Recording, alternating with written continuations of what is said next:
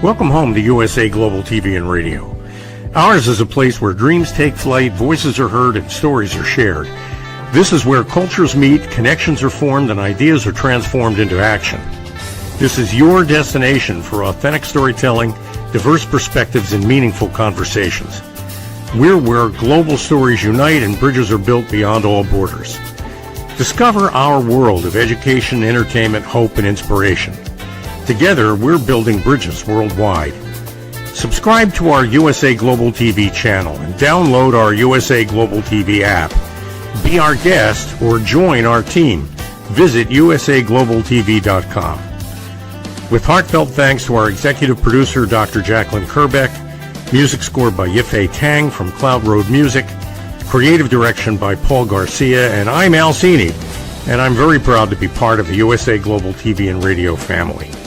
So join us here at USA Global TV and Radio. Make us your home for global connection. All rights reserved. This video and its contents are the exclusive property of USA Global TV and Radio. Unauthorized use, duplication, or redistribution in any form is strictly prohibited. Thank you for being a part of our global community. Let's inspire together. Good morning, good afternoon, and good evening. Welcome home to USA Global TV and Radio, where we proudly provide world-class education, entertainment, hope, and inspiration. I'm Dr. Jacalyn Kerbeck, and this is a brand new show. Yay! It's Ahead for Business. What were they thinking? So you may be thinking to yourself, how did they come up with this incredible show? Well, it's all a credit to my dear friend, colleague, and mentor, Mr. Al Cini. He's one of the co-founders of Pro Fit for Teams. And when I tell you this man knows everything there is to know about television, I am just getting started. Let's bring my dear friend and colleague onto the program, Al Cini. Welcome, sir. How are you? Good morning, Dr. Jacalyn. I am fine, and it seems to me as though you're in good form. And we have a really great first episode of Ahead for Business lined up today. So I'm looking forward to getting started with it. Absolutely. And I know that you've got a lot of bells and whistles that you're going to be bringing out later. And you've also got a special guest. But tell us, Al, what could it be? I'm teasing the last segment of the program. I'm drooling, salivating. Can't wait to hear what it is. How did you come up with the name of this show and this concept? Really quickly. I mean, we've been talking about this since, I think, 1963. So it's finally happening. And one of the things I've discovered in my time as a project manager is that at the end of the day, it's not process that gets things done. It's motivation, psychology, and mindset. And in truth, the way you get things done in business is by putting your head in the game, and your heart kind of follows along with that. So what I thought would be fun would be exploring topics of maybe cases where people maybe missed opportunities or maybe bobbled the ball. We have, and that's one of our discussions today. But I'm really excited to bring along for the ride a really good friend of mine by the name of Rich Allen, who has been a tremendous friend of USA Global TV and Radio, helped us find great guests and is still helping us with that. Also has a very diverse background, and I think he's got a lot to offer. Super excited to meet Rich officially. We just met quickly backstage. So without further ado, let's welcome Mr. Richard W. Allen to the program. Hello, sir. Welcome. Good morning, or afternoon, and good evening, right? It's a pleasure to be here, an honor to be here, actually, to be with you too. So, well, the reason why you're here, Rich, is because I know that when it comes to having a head for business, you got a pretty encyclopedic big head filled with ideas, and I'm looking forward to picking your brain a little bit today. So, from your point of view, based on your experience, and I will introduce you as an educator and a school administrator, school leader, I should say, really education leadership. There were things that you did with the kids in the schools that were very unique and that you're proud of. So maybe we can start a little bit with those wonderful questions that you asked that get great results. Sure. So, people always wonder what the connection is between education and business. And I have to say it's it's got everything to do with business. So one of the things that I knew early on was that with education was that you're selling an experience. I used to talk about creating a school of excellence and no excuses, and that's really what business people do too. You're selling an experience.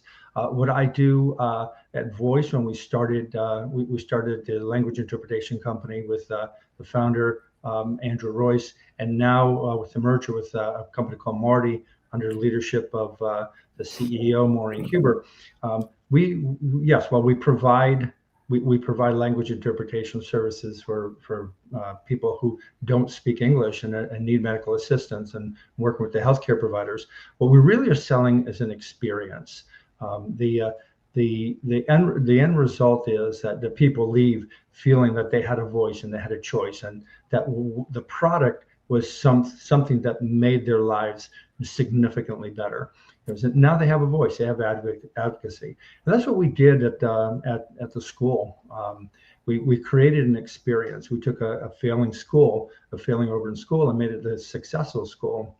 You can read about it in a book by Eric Schenneger called Uncommon Learning, schools that creating schools that I forgot the name of the book, and I'm chapter 8, by the way. But creating schools that work for kids, and it really was about creating real world experiences, authentic experiences, and all of that came not because I read books about how to be successful in business or how to be successful in education, but more about studying the mistakes people made. We spend a lot of time reading about how to become successful. You go to Barnes and Noble, there's bookshelves worth of books on how to be successful.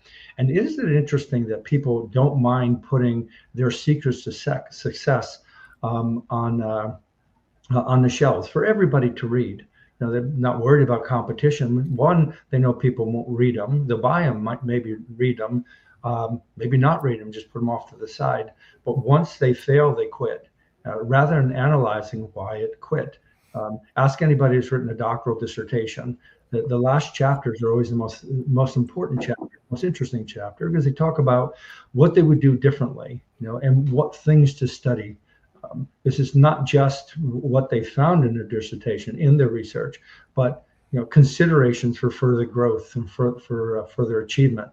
But we don't do that. We tend to quit. Or we rely on our successes. We rely on what always worked for us. We say in education, and we hear them in business too, that the worst words you can ever utter are, "This is the way we've always done it."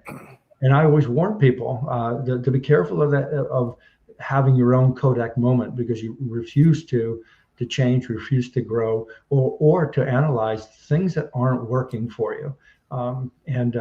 You're just thinking, we'll just keep doing what we're doing. Other people are learning from you. They're watching what your successes are and finding out where your failures are, finding your weak points, and then creating a business that mirrors yours without the mistakes. That's, I think there are a couple of things I wanted to pick up there. One point I wanted to make is that Andrew Royce, is it? That Right. He's the guy who started Voice, was a student of yours. Why don't you talk a little bit about that? How did that happen? Sure. So Al, you and I have talked about this before. My pet peeve is when people say to students, even college students, I teach at the college level at the university, at Monmouth University, and also Brookdale Community College. And I never say to them, what do you want to be when you grow up? I always say, what great problem do you want to solve? I think if we took that approach in every school, and treated Al who wants to go into the TV business, and Dr. Jacalyn who wants to go into becoming a producer and a director. So why don't I teach to their interests? Dr. Dagger talks about relevance. The rigor comes from relationships and relevance. But if we're not doing that in schools, if we're not developing a relationship with them and then teaching towards what matters to them most, we just get students get passed by through school. So I preached always to my teachers, do not say, what do you want to do when you grow up? Say to them, what great problem do you want to solve? And then gear the curriculum to that. And if you ask an entrepreneur, somebody has this entrepreneurial spirit but doesn't know what they want to do just yet, ask them, what great problem do you want to solve? So Andrew was a Fulbright scholar and went to McGill in Canada. And part of his volunteer work was to help relocate Syrian refugees who in Canada had two problems. One, they didn't speak English, and two, they didn't speak French. So how do you assimilate them into community? How do you provide them with housing and with education and with food and medical assistance if you can't speak to them? And from there was born Voice. Again, he said it was that the idea of what great problem do you want to solve? And if we all take that approach, I think we become more successful, because now you're passion driven rather than purpose driven. I think purpose is good. I mean, but it should come as part of. It should motivate your passion. If everything's passion driven, you're far more successful and more willing to keep going even when things get tough. You tend not to quit when it's a passion, and you don't listen to the negatives because it's your passion. That's great. While we're on the subject, Voice, I've seen demos of it. It's an amazing service. Debabbilizes the craziness of all the languages we have to deal with, and it does it real time with actual human beings participating. It's not AI. It's so there's a personal connection, and as Rich mentioned, a deep personal experience that comforts people and rather than just informs them. So it's a terrific service. And real quick, Rich, where does somebody go to learn more about Voice? Well, Voice and Marty merged to become to fall under an umbrella called Equity Health, and it's now sold as Marty. And so just go to marty.com and you'll learn all about it. We're in some of the largest hospitals systems in the country, and then small hospitals too. Everybody we used to say everybody deserves a voice, and they do. So it could be a doctor's office with one practitioner to FQHCs, to small hospitals, large hospitals, healthcare systems. So just do a Google search for Marty, and you can reach out to some of the salespeople there. There's also you can see us on LinkedIn. Marty's always there, trying to be an innovator in the field. That's great. And one other point I wanted to make before we say goodbye to you, and this is, I think, a really important point. When you ask people the question, what problem do you solve, instead of what do you want to grow up, when you go deep with a question like that, you avoid the Kodak moment. You mentioned the Kodak moment. The Kodak moment is where all of a sudden you're working so hard to save the camera that you forget that your customers are moving in a completely different direction. Right. So we got Kodak, we've got Sears, we have Blockbuster, companies that used to be huge companies that don't exist anymore, maybe because they never asked the question, what is the problem you're trying to solve? What's the problem solve? And the other thing too is that we tend to want to be problem solvers before we even ask the questions. I think the whole concept of question storming, Dr. Tracy Severance, Al, you know her well, talks about the question storming.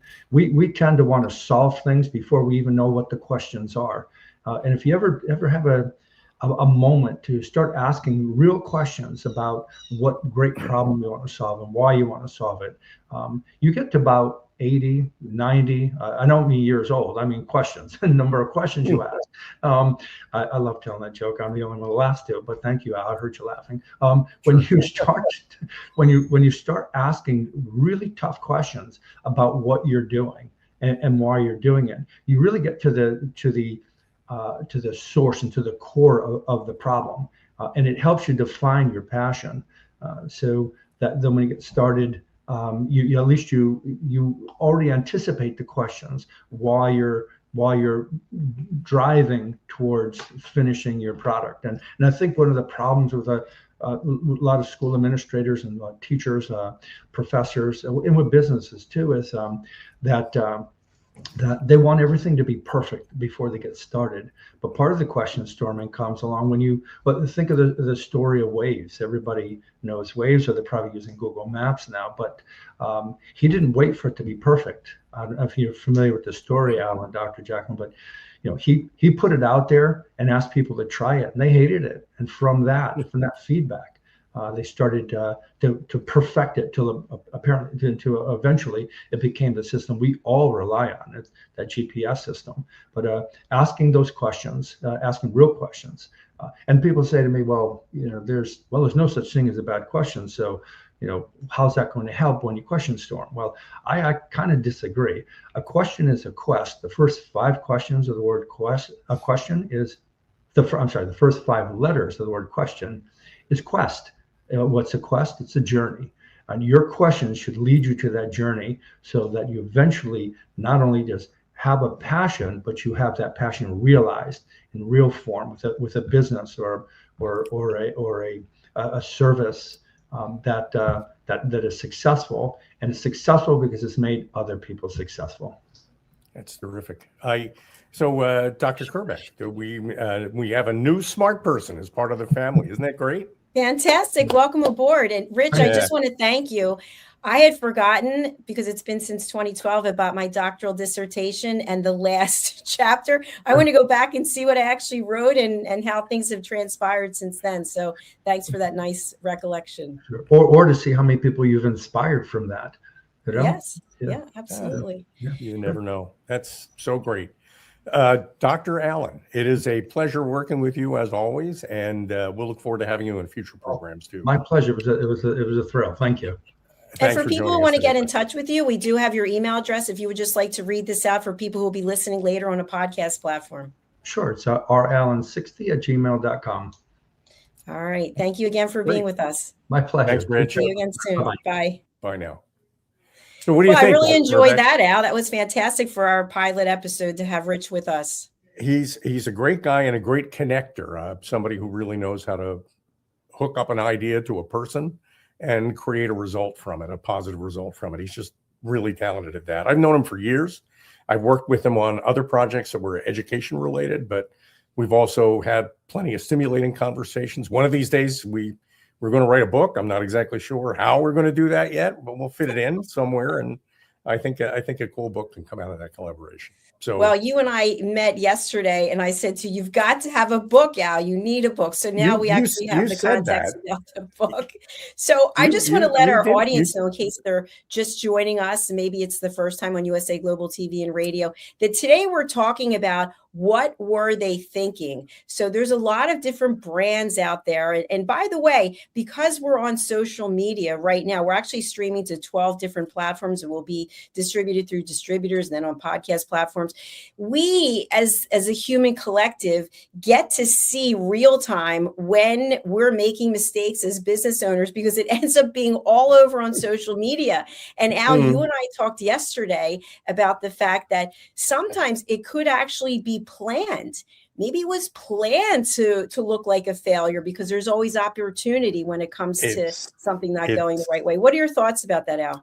Well, my thoughts are that something recently happened that it's taking social media kind of by storm. I hate to say that because so many things take social media by storm so often that often a lot of these waves kind of get lost in the ocean of craziness in social media. But the reason why I was kind of hyping this bag, aside from the fact that I know that my cardiologist will be horrified at what's coming, is the whole idea of McDonald's introducing a new product called the Big Arch. And it came with a great deal of fanfare and also a little bit of cringe. And so I want to explore the cringe today in this segment of Run This.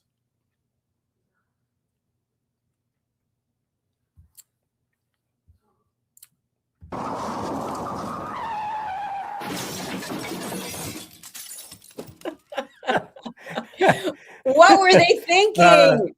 What were they thinking? This is a segment where we'll explore things like the Kodak moment that Rich mentioned, and companies like Blockbuster and plenty of other companies, the whole Bud Light thing that people might remember from a couple of months ago, maybe a year ago. But today we're discussing the Arch Burger. It's coming. I can't wait to hear more about this. And by the way, folks, this morning I got a text message from Al with a picture of the bag. And I thought, you know what? He's ready to go. I can't wait for this segment. It's going to be a lot of fun. what it was actually on social We've media in got case people, two we got it. quarter-pound I will do that. This is patties, a delicious Kempczynski. big Let me pause this for a second. This is Chris Kempczynski, Chris K. He calls himself, and he's the CEO of McDonald's, and he's introducing the Arch Burger, and he's doing it. Well, you'll see. So let's watch the original, the thing that first hit social media. The goal really to get people curious enough about the product to go out and make this life-shortening purchase decision. So let's go ahead and start it. Okay, and here he goes. You've heard about it. Here it is, the Big Arch. This is something that we have tested already in Portugal, Germany, Canada. I love this product. It is so good. I'm going to do a tasting right now, but I'm going to eat this for my lunch, just so you know. So here we go. First, holy cow. God, that is a big burger. We've got a very unique kind of sesame poppy sort of bun on. Before he goes too far, I do want to say they tested it in Canada, I think he said, and Germany, and a couple of places. And the first thing I thought when I heard him say that was, and now we're ready for human trials. Here we go. We've got 2 quarter-pound patties, a delicious Big Arch sauce, and of course some lettuce. So, there's so much going on with this. First of all, let's try to get this thing. I don't even know how to attack it. Got so much to it. Oh, there's also some crispy onions on here as well. I see those kind of coming out. All right, the moment of truth. That is so good. That's a big bite for a big arch. It's actually kind of a pathetically little bite, but that was. By the way, what about the use of the word attack? Well, that is attack, I think, is so. I think you've got your finger on it now. How did that make you feel? What was the emotional payload of that whole presentation of his new? He calls it a product. He didn't call it a hamburger. Yeah, it's like he's an arm's length away from it, as opposed to this is what he's living and breathing day in and day out. And by the way, I just want to share with our audience, I'm a little bit of a health nut. I don't eat meat, but I remember the days of eating McDonald's, and it was like such a special treat to get the quarter pounder with cheese, the large fries, and the black and white shake. But this example that we're watching, I don't feel like he's fully invested in it. Well, he's handling his product the way a nuclear physicist would handle radioactive uranium, kind of through a plate glass with remote manipulator arms. And then when he takes a bite, it's for a sandwich that big, it's about the smallest bite a human being can take out of it and still call it a bite. I mean, anything less than that would have been a kiss, not a bite. So you know what I would have liked to have seen now? I would have liked to seen like this special sauce, like just drooling down his face, and he couldn't stop eating it. He was that maybe got lost in it for a moment instead of I've got a meeting to get to. I've got to run. Can't go wrong with that. Well, anyway, this all ends up on social media, that clip over and over again. And people watched it and, and they made fun of it. Let's just put it that way. I want to, let me add a Chris K here with. Here's an example. Heard about it? Here it is, the Big Arch. I'm going to do a taste testing right now of this product, but I'm also going to eat it for my lunch, just so that you guys know. I'm not actually going to eat it for my lunch. I just need them to think I'm going to. Sir, we're still rolling. Oh. Hello. Here we go. Oh, wow. Holy moly. That's a big burger. I don't even know how to attack it. There's just so much going on with it. What was that, sir? I don't want to do this. It was the board's decision. Okay. No, I will. All right, moment of truth.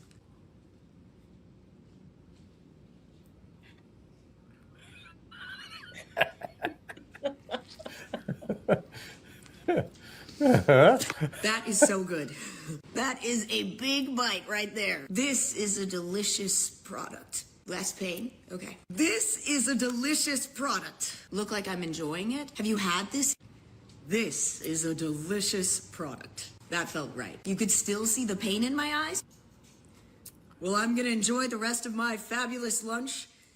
Big Arch, if you can find it, get it. What do you think? Well, first of all, we've got a question, and the question is, how old is that Big Mac? So, yeah, it might look like a Big Mac, but it's actually not. It's one of their newest products, which is. You mean the thing I have here? Yeah.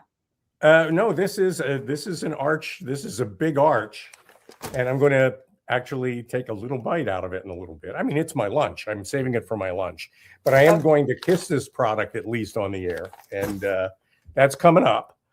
And I got it yesterday. I mean, yeah, it's a little weird to go to McDonald's at 9 o'clock in the morning and ask for a hamburger that's half a pound. It's and 1,000 calories and 2 days worth of sodium. I mean, to say the least. Well, remember, Al, some people could have just gotten off of work and so then maybe it could be their dinner. But I want to go back to the actual clip because I really appreciate that you brought those two clips in today. And I think when we think about this show, what were they thinking? Okay, was it planned? I don't think that it was actually planned because Chris looked like he was really not comfortable doing what he was doing. So is it that he wasn't comfortable in front of the camera? Was he not comfortable eating the sandwich in front of the camera? I'm not really sure what it is, but you brought up a great point yesterday, which was he doesn't have to leave to go to lunch or go anywhere to a meeting because he is the CEO, but yet it makes it sound like, well, I don't have a long time to eat this. Well, yeah, I'm going to run another clip too, because I don't think people really understand or appreciate the role of director in making a video like that. It's not just about setting up a camera. There's something you're going for usually, and there's usually more than one take on a. I mean, I understand that Chris is probably a very busy guy as the CEO of McDonald's, but he knows this is an important moment. And from a directorial point of view, somebody might actually be advising him to approach it that way, and I'll show you why on this next clip. All right, the moment of truth. That's a burger. That is so good. I love this product. It is so good. I'm going to do a tasting right now. We love this burger product, which most people call a burger. Of course, we're starting with our Wendy's Square Patty, fresh, never frozen beef. Absolutely nothing better. I'm going to do a tasting right now, but I'm going to eat this for my lunch, just so you know. I'm going to do a tasting right now, but this is actually my lunch. Oh, of course, you got to have a Frosty with a burger. Is this set up today? Oh, wait, our machines are always working. That is so good. Only one thing missing, a napkin. I do want to point out that they gave me a plethora of napkins yesterday when I was at McDonald's. So yeah, so now you get the point. And competitors actually jumped on this. This thing got so much play. I mean, really an unbelievable amount of play. Let me kind of give you an idea. If you go on something like Instagram or TikTok and you search for Arch Burger or Big Arch, you get these days hundreds of reels of parodies and competitors and telling you, essentially promoting this product. Even the competitors are helping McDonald's sell this product. So the question then, and it's a question for you, Dr. Jacalyn, what do you think? Do you think this is a deliberate flub on their part, maybe? Well, I think the bottom line is it probably helped drive sales revenue because people are talking about it. We're talking about it today. You went and bought one. And I'd be interested to find out if you would buy another. Well, this is my second one. This is my second one. Your second one. I am embarrassed to say in front of our audience of 100,000 people who were considering buying one of these. This is my second one. I got one about a week ago after I first heard the product was introduced.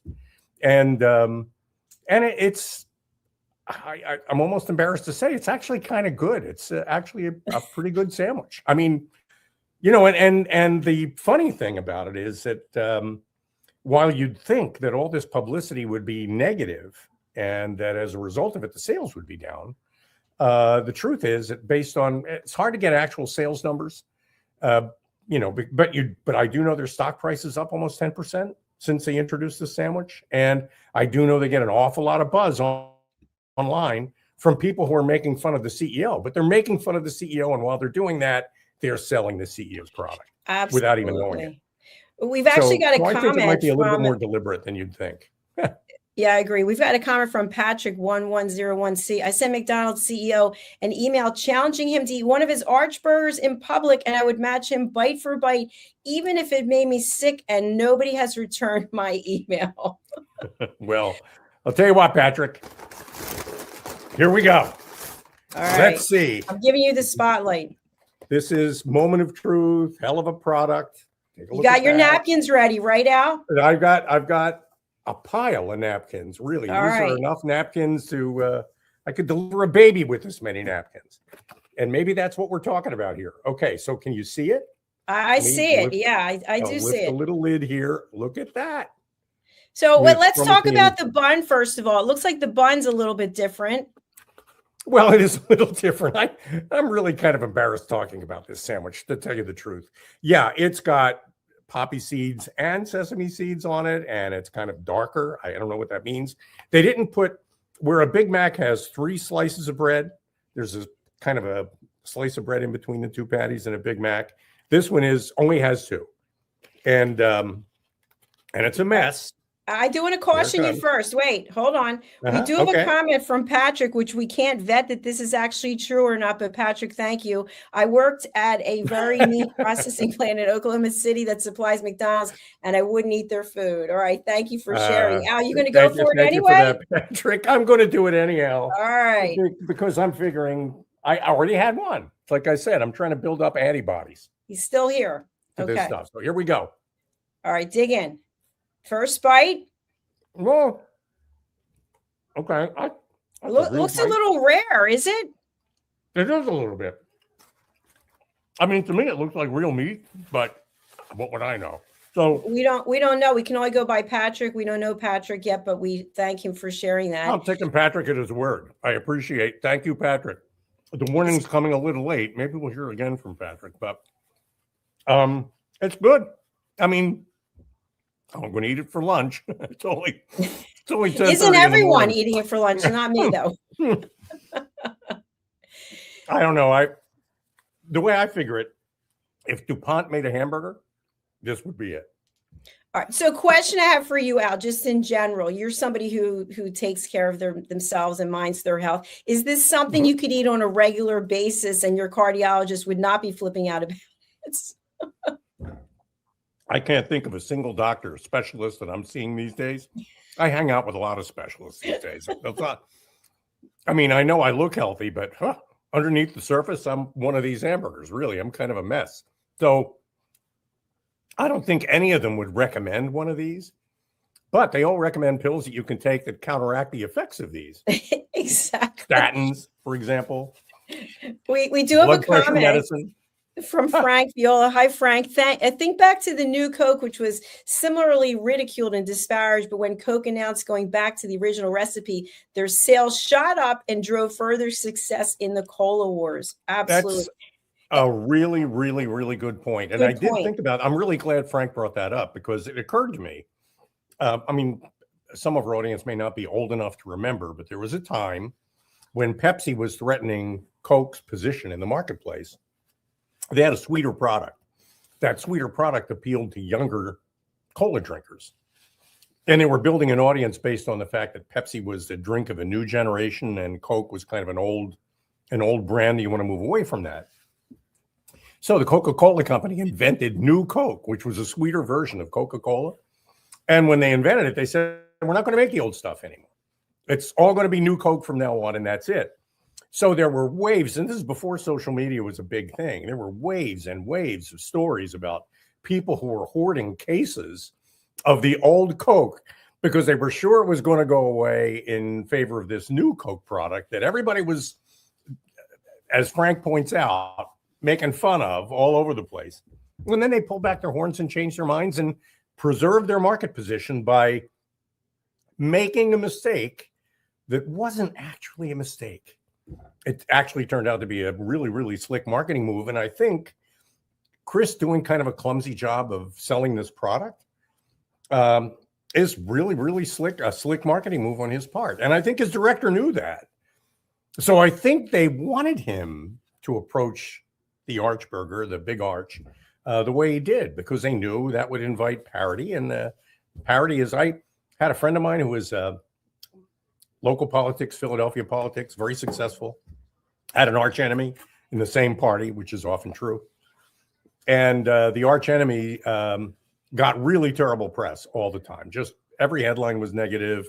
Every story was negative. But his point was, I don't care what you say about me, just make sure you spell my name right. And I think we have a kind of an example of that right here that we're looking at. Yeah, I agree with you. And thank you, Frank, for the comment. I remember seeing recently somewhere that there was an ad for some kind of probiotic soda product. I think it was Coke, but don't hold me to it. I tried to do a quick search. And I thought to myself, I have ulcerative colitis, so I'm all about my intestines. I haven't had a soda, honestly, in over 30 years. But my mother, God bless her, she loved her Coca-Cola. And I used to go to the grocery store and they would have get 3 for 2, get 4 for 3. It was whatever it was, like, get more of this unhealthy stuff for you. But thinking about probiotics or prebiotics and soda together, I don't really see that going. But who knows? Maybe it will drive people to buy more sodas. I'm not really sure. It's possible. I mean, I do want to say this what were they thinking? Well, what they were thinking was we can sell more hamburgers if we kind of make fun of the CEO, because they don't make fun of the product. They make fun of the CEO. And at the end of the day, it's sort of like, I think I could try one of those. I got to see the product. I got to see that he took a bite out of it and lived. So that's kind of a proof point. And remember, it's not a healthy meal. It's a happy meal. That's McDonald's. That's right. It's a happy meal. And by the way, for some of our younger viewers, I don't even know if this still exists, but it used to be back in the day, and I'm talking 30 years ago, you would go to McDonald's and you could get little happy prizes and happy gifts and happy things that you were so happy with everything. Not only did you get your burger and your fries and your soda, but you got some little gift to take home with you. And of course, I know they have their kids area, the jungle gym. But in reference to the CEO, my takeaway from it as a non-consumer of these products was that he was also a non-consumer. That's what I felt like. He really was doing something he didn't want to do. So going back to the title of our show, what were they thinking? Did they do it intentionally? And regardless, it seems to have driven up the sales of the product. I think they did it intentionally. I think we've all been fooled. I think there are a whole bunch of what I think Stalin used to call useful idiots, people that believe in something, that are out there selling something without realizing it just by being who they are. So when you get and even today, just a few minutes on Instagram, 3 or 4 reels came by of people doing parody recreations of Chris's introduction of the Arch Burger, of the Big Arch. So it's still going on, and there's still all that buzz out there, and there are going to be hundreds of thousands of people today that are going to say, you know what, maybe I'll have one of these for lunch, maybe, and maybe I will. I don't know. But it's not a bad product. It's actually pretty good. Health issues aside, and I think health doing a brilliant job. Yeah, forget about your health. Throw your health to the wind. Yeah, you're kind of putting that aside for most of the stuff that. Yeah, there it is, though. So, anyway, I'm really glad we had a chance to explore it, because it really is about the psychology of the consumer and the psychology of the company and the brain processes that go into making decisions, like the one we kind of witnessed in those little clips of, I'm going to get out there and sell my burger, but I'm going to do it in a way that actually doesn't sell the burger. And then I'll let the market do it for me. And it's exactly the way that Tom Sawyer painted the fence. Let's get everybody else to paint it. That's it. We'll get everybody else to paint the fence, and he'll just sit back and watch. And I think that fence painting thing is kind of what we're looking at here. It's kind of cool. Agreed. Yeah, it is kind of cool. And I think something else that you and I have seen since the evolution of our lives, and also the evolution of television, is you don't have to pay for expensive advertising campaigns. You don't have to go to New York and hire some firm to do your advertising. You can go right for free on social media, and then people will just either like it, not like it. They will buy your products or they won't, but you have an audience right there that's captive, and you can create whatever you want for a minimal amount of money. Such a good point. It is kind of a brave new world where anybody with a microphone can get out there and make as much noise as you used to be able to make with a microphone in a major studio with the backing of a huge production company. Now you can do it from your kitchen, which is pretty much literally where I am. I mean, this show is coming to you in the 30 feet from my microwave to my laptop. And I'm coming to you from my studio, which was flooded and everything's brand new. Another comment from Frank. Thank you. I recall an interview many years ago of Bill Rosenberg in Quincy, Mass, who stated that he had 2 Dunkin' Donuts every morning. Yeah. Well, that'll sell a donut. That's right. And by the way, I haven't had a Dunkin' Donut in probably 10 plus years, but they were so good, those chocolate glazed donuts. But I'm getting off the topic. So the topic is, what were they thinking? We're going to be exploring this every other week in between the business show. So we actually have the business show and we have a head for business. And so we're going to be looking at some of these brands and some of the decisions that were made. And Al, through the genius of technology, is going to be bringing in AI on some of our future episodes. What else do you want our audience to know about this show? Well, I think it's well, I don't want to say it's going to be fun every time we do it. There are some legitimate disasters that highlight really, really catastrophically poor judgment, part of individuals and teams, which is kind of my passion, that led to serious consequences.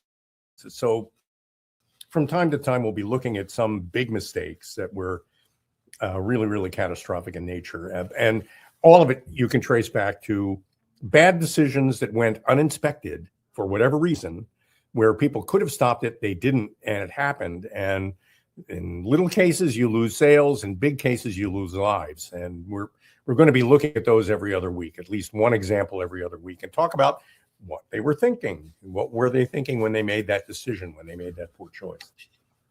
Absolutely. And I just want to share with our audience something that's been on social media quite a bit, and we're going to talk about it in a future episode, is Hermes and the Birkin bag. And so any of you out there who have seen the reality show called Traders, I'm not going to go through what happened or not happened, but there is a Birkin bag that is featured prominently as part of the ending and subsequent a lot of press about the Birkin bag. And so I actually did some research on the whole mindset and philosophy behind Hermes and the ability to purchase or the inability to purchase this bag. So we'll be looking at this in a future episode. I think it's kind of interesting. That'll be great. And I was thinking you could probably fit an Archburger in one of those bags.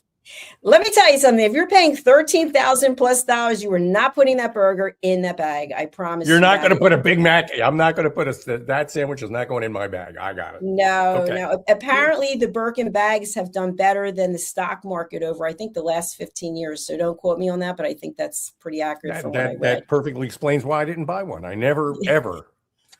My philosophy has always been buy high, sell low.